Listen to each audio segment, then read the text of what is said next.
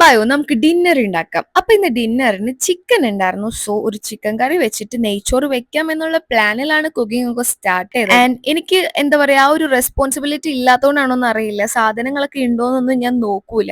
ഉണ്ടാക്കി കഴിയുമ്പോഴായിരിക്കും അയ്യോ ആ സാധനം ഇല്ലല്ലോ, ഈ സാധനം ഇല്ലല്ലോ എന്നൊക്കെ അറിയാം. എനിവേ എന്തായാലും കുഴപ്പമില്ല, ഇന്ന് പഠിച്ചു അനുഗ്രഹിച്ച് എല്ലാ സാധനങ്ങളും ഉണ്ടായിരുന്നു. ബട്ട് ഗൈസ് പറ്റിപ്പോയത് നെയ്ച്ചോറിന് നെയ്യ് ഉണ്ടായിരുന്നു. അതൊക്കെ ഞാൻ വഴിയെ പറയാം. അങ്ങനെ നമ്മുടെ ചിക്കൻ കറി റെഡി ആയിട്ടുണ്ട്. ഉപ്പിടാൻ എനിക്ക് അത്ര വശമില്ല ഗൈസ്, സോ ഉപ്പിടാൻ ഞാൻ പഞ്ഞിമുട്ടായിനെ വിളിക്കുന്നുണ്ട്. പഞ്ഞിമുട്ടായി ഓൺ സ്റ്റേജ്. അങ്ങനെ നെയ്യ് ഇല്ലാത്തതുകൊണ്ട് ബട്ടർ വെച്ചിട്ട് ഞങ്ങൾ ബട്ടർ റൈസ് ഉണ്ടാക്കി. എന്താ നോക്കിക്കോണേ, ഗീ റൈസ് ഉണ്ടാക്കാന്ന് വെച്ചതാണ്. സീരിയസ്ലി ഗൈസ് ഞങ്ങൾ ബട്ടർ റൈസ് ഇതുവരെ കഴിച്ചിട്ടില്ല. നമ്മളിങ്ങനെ കേട്ടിട്ടുണ്ട്, കഴിച്ചിട്ടില്ല. അതുപോലെ തന്നെ എന്താ പറയുക, ഉണ്ടാക്കിയിട്ടും ഇല്ല. നെയ്യ് ഇല്ലാത്തതുകൊണ്ട് മാത്രം ബട്ടർ എടുത്താണ്. ബട്ട് എന്താണോ അത് വിജയിച്ചു, നല്ല ടേസ്റ്റ് ഉണ്ടായിരുന്നു.